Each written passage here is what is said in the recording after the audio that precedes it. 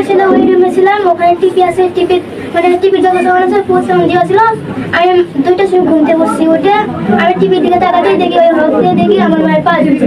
পরে আমার কাছে দৌড়ে আসে, এটার সাথে দড়ি টাঙানো ছিল, আমি দড়িটা কেটে আমার মাকে উপরে ফেলে এর বাইরে যে সবাইকে ডাকছিলাম। পরে আমার চাচাতো ভাই আর হলো যে আমার পুরো ভাই আর আমার একটা বড় পা আসে নিঃশ্বাস আসে ধরে। পরে তারা বললো যে মারা গেছে।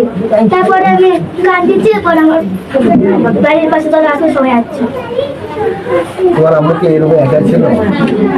3 জনে এক রুমে ছিলাম। পরে আম্মু আসছে মাত্র, মানে আলাদা থাকে আম্মু, কিন্তু সবাই মানে রাতে সবাই একসাথে ছিলাম। পরে আম্মু আসছে। তোমার এখানে আঘাত ছিল? এটা স্কুলে সবাই মিলে তোমার ভাইয়া কোথায়? ভাইয়া বাইরে। যখন তোমার মাকে এই অবস্থায় দেখলাম, তোমাদের বাসা কি কেউ যাতায়াত করতে পারে?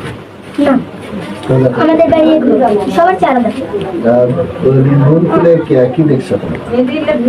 আমি দেখছি আমার মা ওর সাথে ঝুলে আসছি। পরে আমি দৌড়ে যাই বলতে কাছে এসে